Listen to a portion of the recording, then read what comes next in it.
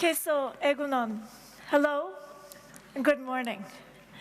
So it is a great honor for me to be here with you today. First, let me start by thanking the organizers of Basque Industry 4.0 for giving me the opportunity to spend the day with you, and also to spend the past few days in the Basque Country. It's an amazing place.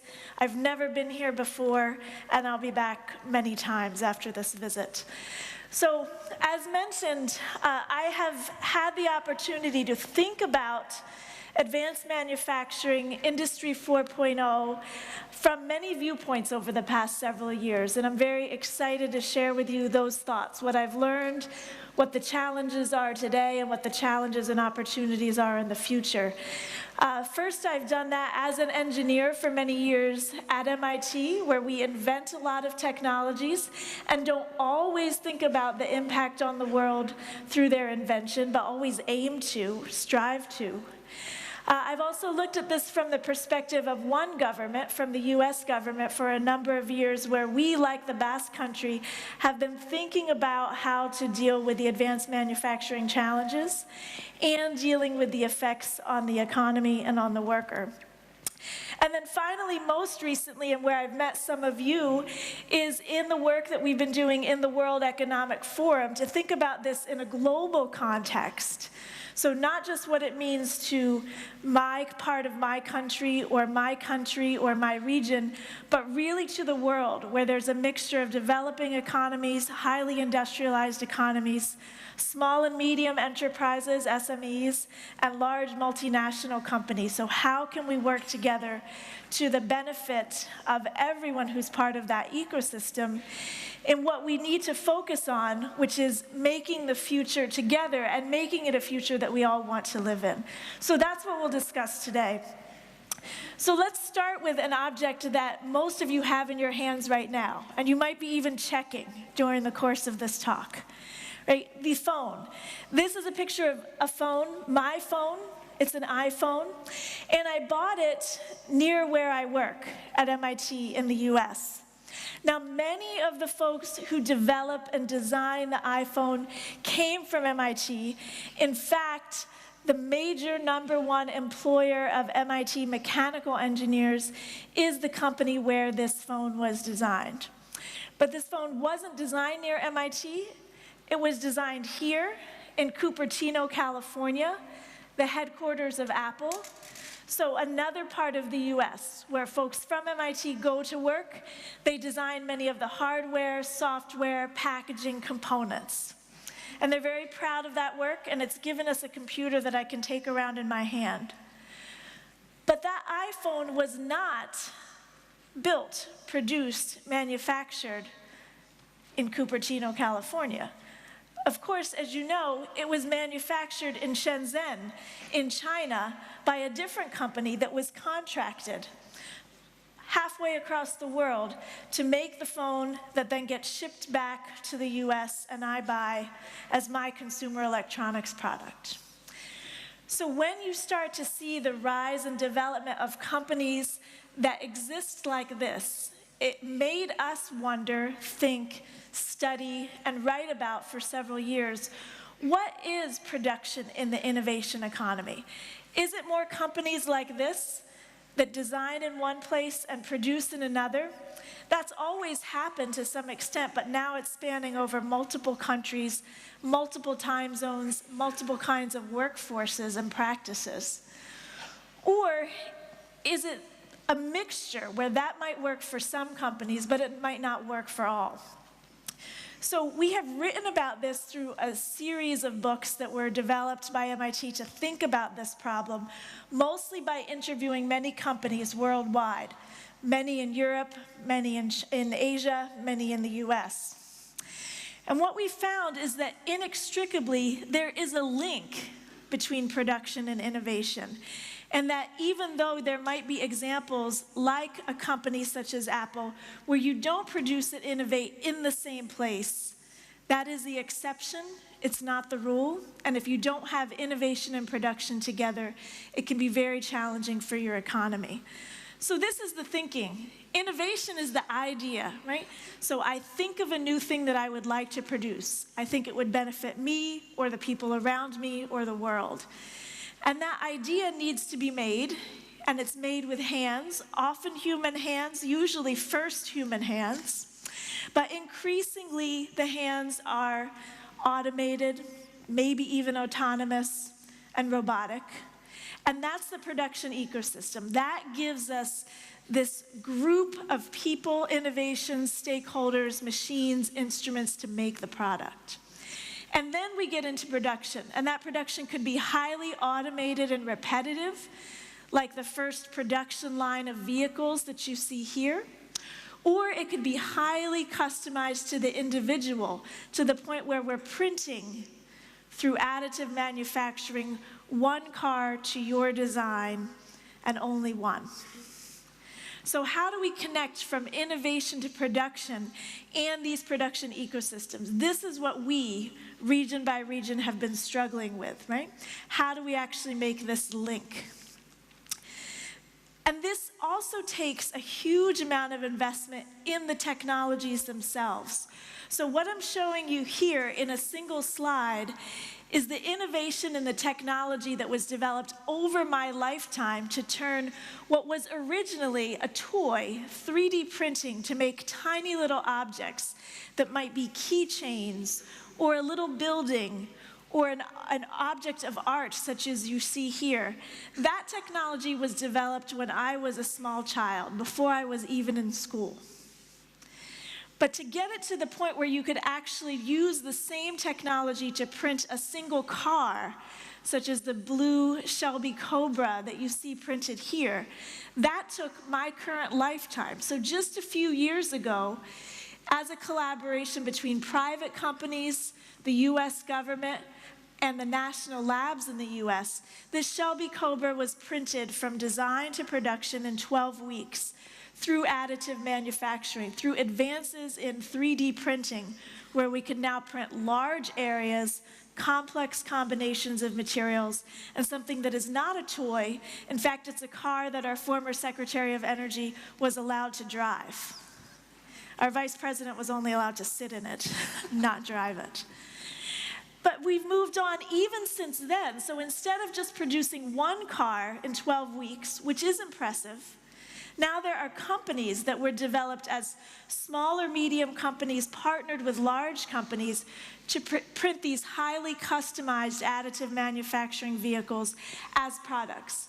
So you could, from a company like Local Motors, order your car to your specifications made through these advances in additive manufacturing.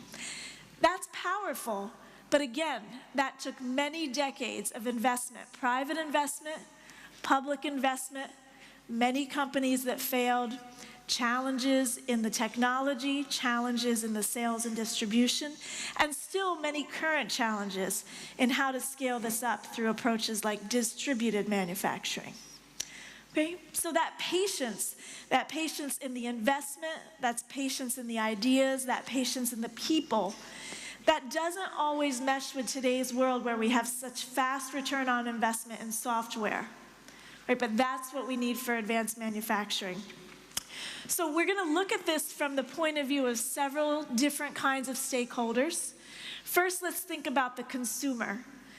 So to the consumer, Industry 4.0, artificial intelligence, increased data at your fingertips can mean many things. It can mean that we can always have the news, always have the data, always have the information. And we can have that in a portable format. We can carry it around with us.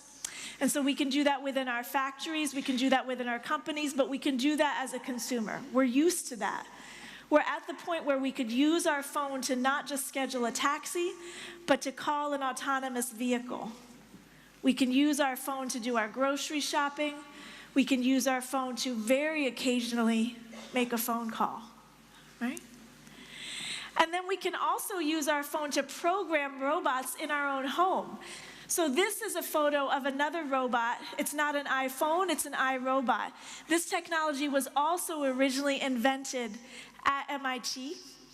It's a vacuum cleaner but I can program it from my phone.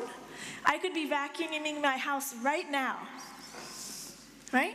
And that sounds wonderful, but I don't do it. So I don't actually connect my iRobot vacuum cleaner, which I do own, to my phone, because I don't want to pass that kind of data back and forth. That's how I feel as a consumer. I'm thinking about data security even as a consumer. Yes, I could do it. Do I want to do it? How much data do I want to share with the rest of the world with that company? The other thing that the consumer sees, but perhaps not as apparently, is the effect on those new technology choices that are part of Industry 4.0, part of moving faster, that are perhaps less visible. It can impact water supplies and water availability, including diversion of water sources for power. It can affect the land around you. So here I'm showing you a mine where many of the materials that are used in your cell phone originate from, right? So they're high quality, high value metals, but they come from ore in the ground. And we don't always think about that when we're purchasing the latest edition of an electronic device. Now this mine I'm showing you looks very similar to this mine, looks very similar to this mine. One of those pictures is from the US, one of those pictures is from South America, one of those pictures is from China. And it's hard for you to tell which one. My point is that this kind of resource use is a worldwide issue, a worldwide challenge, and a worldwide choice as we scale up many of the technologies that we develop. And we'll return to this. It affects the consumer, but in less direct a way. Now, another stakeholder is, of course, the worker, the co-worker. Many folks are challenged, interested, concerned about how Industry 4.0 will affect the number of jobs, the type of jobs, and the quality of jobs. You can see that it is already affecting the ability to actually train and reskill new workers, and we heard about some of those programs that are being developed in the Basque Country to actually provide new opportunities for reskilling. Many of those programs use computers and have students interacting with computers and electronics from a much earlier age than many of us were trained. But you can see that the direction of the interaction is between a human and a machine. And so that kind of interaction also affects the workplace. That human-machine interface and that human-machine interaction will become increasingly important even for tasks now that are done mostly by humans. And I think we're all struggling with what does that mean? We all need to be comfortable with the technologies of Industry 4.0, and we also need to see how that affects how we interact with each other. For example, when you have meetings today, in fact, I had a meeting earlier this morning before the conference started with another country, right? I can have a meeting from the Basque Country with the US, with Singapore.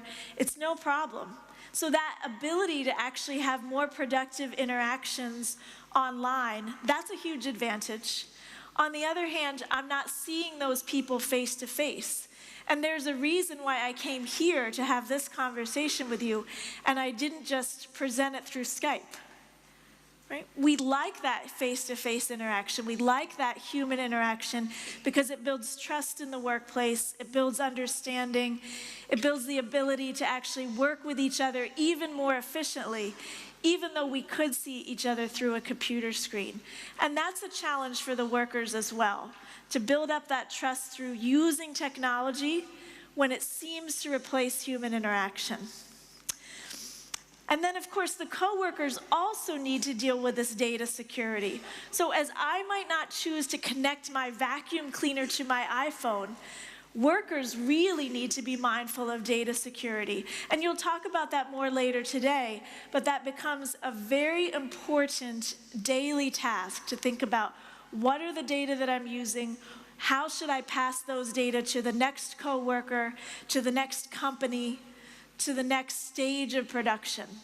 And those are challenges that countries and regions that are at the leading forefront of that data security within the workplace, especially for production, especially for advanced manufacturing, will have an advantage. Now, to the company, there's also challenges. So let's say you've got your workers all skilled up, everyone's retrained, even as a small and medium. Now you have to make choices about how you're going to use the newest technologies. Let's say you're going to produce this car. It's highly customized. It's using advanced technology, additive manufacturing, 3D printing, components of design, components of assembly, components of data analytics. Do you actually approach this as a farmed out manufacturing operation where you contract with a manufacturer to produce it for you? And will that component be highly manually produced and assembled as we do today in the iPhones? If you've ever taken them apart, you would actually see a lot of handwritten language on the parts. They are assembled by hand. So do you adopt that model where it's mostly manual assembly? Or do you adopt a model where you use almost all robotics? Or do you adopt a model where there's a hybrid of the two and you have humans interfacing with machines?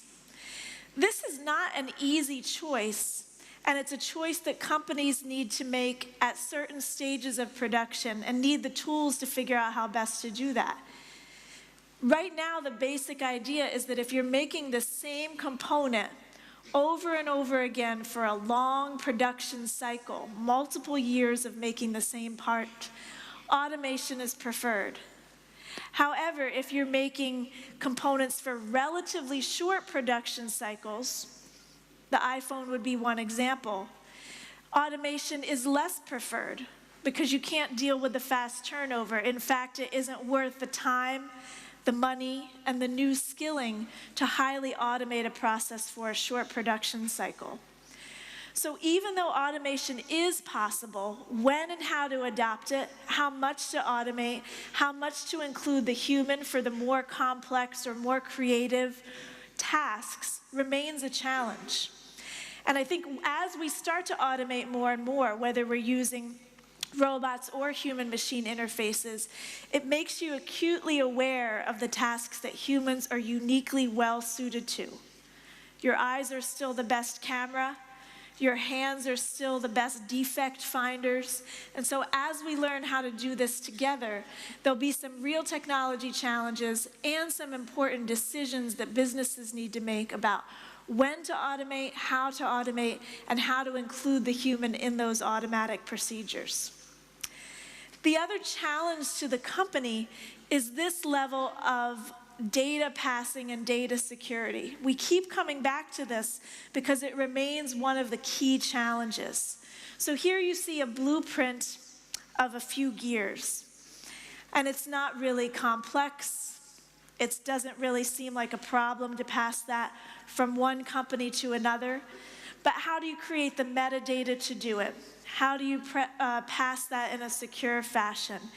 Even within a single company, how can I translate information from one machine to another? One made in the 1980s, one made in the 2000s, one that will be made with even more advanced components next year.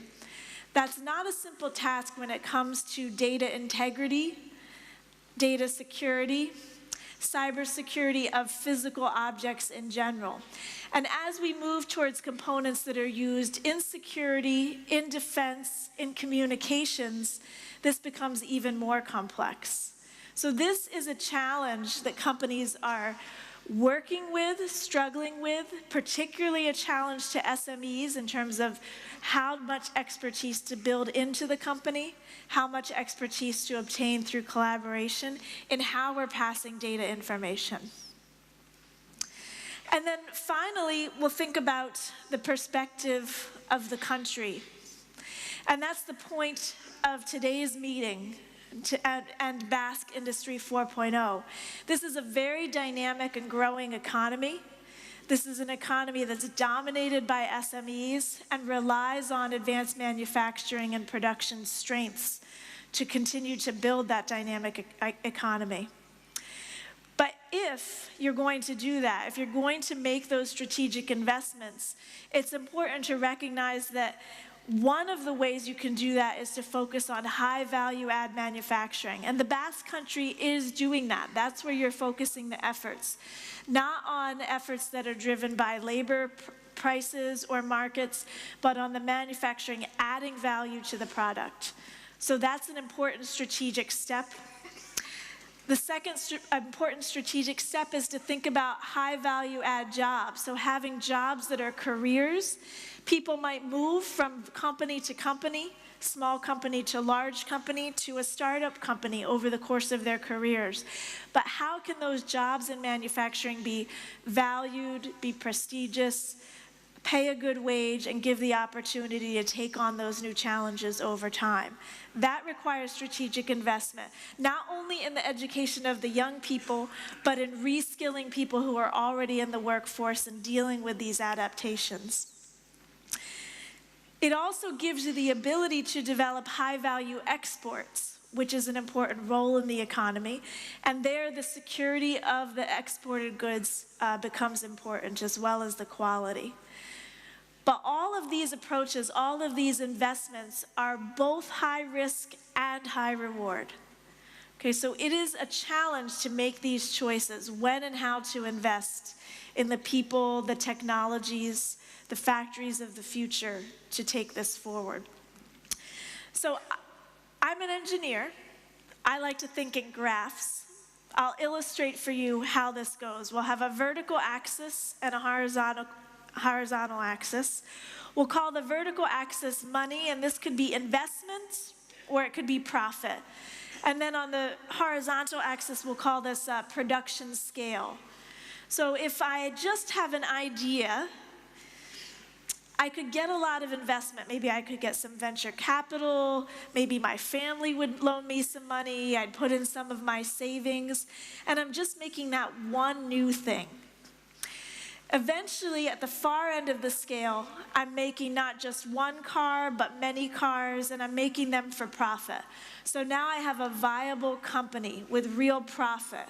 Could be a public company, could be a private company. But the challenge is that middle.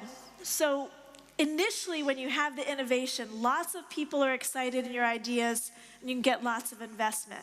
At the end, when you have a saleable product, you're a success. You're turning a profit, and you're able to get more investments or more loans from banks. But in that middle, where you've moved on from just a few prototypes, but you're not quite at a successful product, that's the valley of death. That's where good ideas go to die, and they never reach the marketplace.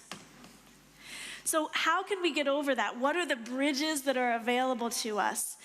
These are the kinds of approaches that regions, countries are developing over a number of years.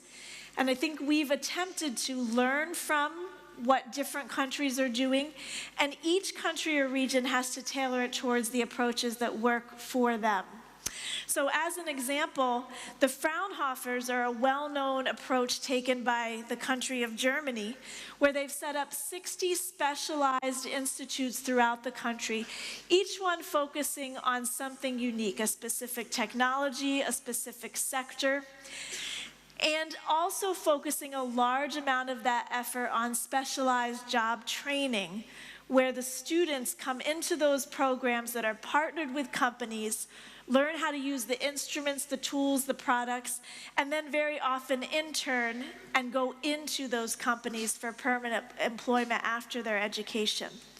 That's an approach that works uniquely well in Germany, and to some extent they've exported that idea and have Fraunhofers now all around the world, including 2 in my state, 2 in Portugal, several in Asia. So you can see that there's a large reach of that way of thinking with industry-partnered research. But that's an approach that has worked very effectively. Germany has got a great reputation as a production industry where manufacturing is valued and those who work in the workforce are highly skilled. But that doesn't translate to all regions to all countries. That Fraunhofer model is impressive, but also doesn't translate directly to what we could do, for example, in the US. So in the US, we've taken a different approach, again, reflecting on and understanding what other countries and regions are doing, but thinking about what we can do because of the way our government works, the way our private industry works, the way our SMEs work, the way our educational institutions work. And so over the past 5 years in the US, we've developed something that is now called Manufacturing USA. This is a series of 14 manufacturing innovation institutes. And they're developed in a very unique way. I'm showing you the map of the US that illustrates the headquarters location of the 14. Each is on a different topic. The first one focused on additive manufacturing. The most recent one has focused on advanced robotics for manufacturing. And in between, we have everything from biopharma to new photonics to new fibers. And I'll illustrate a couple of examples. But in each of these, the Manufacturing USA Institutes were stood up as public-private partnerships. For every dollar of federal investment, US national government investment, there had to be a dollar of cost sharing from the private companies, the universities, the SMEs that were participating. And so that level of cost sharing, that model, was considered risky, challenging. When we started it, no one was sure if that was possible, to have companies work so closely with the federal government and share in the investment to such a high degree, and work closely with academic institutions like MIT, who like to develop a lot of things and invent them, but would we be able to work with companies to work on the nitty-gritty of the manufacturing innovation itself? But these have proven to be, so far to us, a great experiment. And they are an experiment, but this is the high-risk, high-reward approach that we are taking to move the country forward, to move the workers forward, to actually move the SMEs forward in a new way. So I'll illustrate this for a couple of examples. Here what you're looking at is a boule. It's a polymer, and inside that polymer, there's many other materials at the core. And you can see that the polymer has been drawn like you would draw a glass fiber. And in fact, how many fiber optics are still drawn today.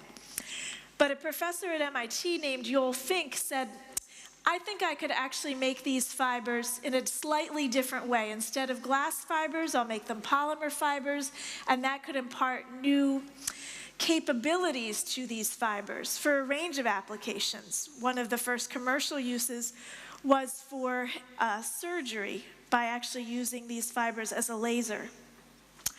But then, as you think about the fact that when you're drawing out these fibers, you're making them the diameter of a thread.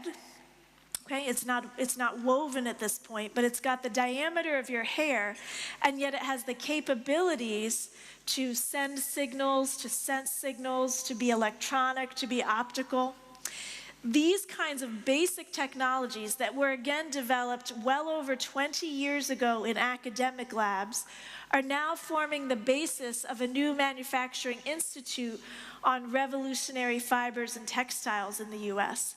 And this was an industry that when our country started, we really appreciated, enjoyed. It was actually particularly strong in the region where I now live and work. But it has moved out of our country and been produced in other places. This is a high value add approach to develop new kinds of fibers and textiles that can sense, hear, emit light, and be used for many different applications that certainly can't be done with, for example, a cotton fiber alone.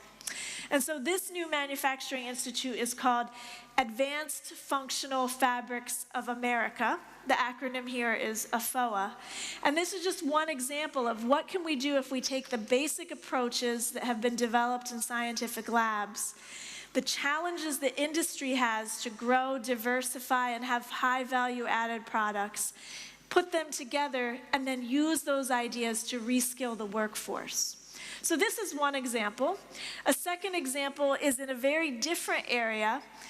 This one is called AIM, and this is American Integrated Photonics. manufacturing. So what you see here is a wafer, but on that wafer, instead of semiconductor chips, what you're seeing are photonic devices, so using light to pass data instead of electrons to pass data. So this is a next generation. Now, of course, the US invested heavily in semiconductor technology, made a lot of inventions, contributions, had many successful companies that grew based on semiconductors. But again, that manufacturing has moved to other countries as it's become commoditized and less high value add. So this is another example of where we're taking inventions that were born out in early stages, in small companies, in large companies, in universities. And what you see here are faculty from MIT who are not just developing ideas that can lead to small companies, but are developing the training tools to bring the next generation of workers in those production facilities up to speed with the use of photonics in devices for manufacturing. And so that leads to new ways of making materials and devices and requires the education in that area. It leads to new ways of humans working with those electronics and testing their assembly, testing their packaging, and creates many jobs that just didn't exist in type before. And then you also require the training of the people who are going to be using those technologies on the production line to make decisions. So this is a second example. But these are those that were developed through conversations in the US between private industry and public industry. So again, the magic is really not in any one institute or any one idea, but developing the ability for these companies to, or these new institutes to work together, and therefore these companies to work together and the supply chains to work together. So as an example, if I take just these institutes shown on your left, the idea is that a product that is developed to a certain stage in one institute, say a new photonic device, could then be put on a flexible substrate to have a new platform or format, and then be sent to another institute and work on that to think about how to bring down the power requirements, and then be sent to another one to think about how that could be woven into a textile. And then once it was fully developed, to actually make it robotic. So that isn't happening now. These institutes are only 5 years old. The products, the workforces, the technologies are just being developed within the institutes.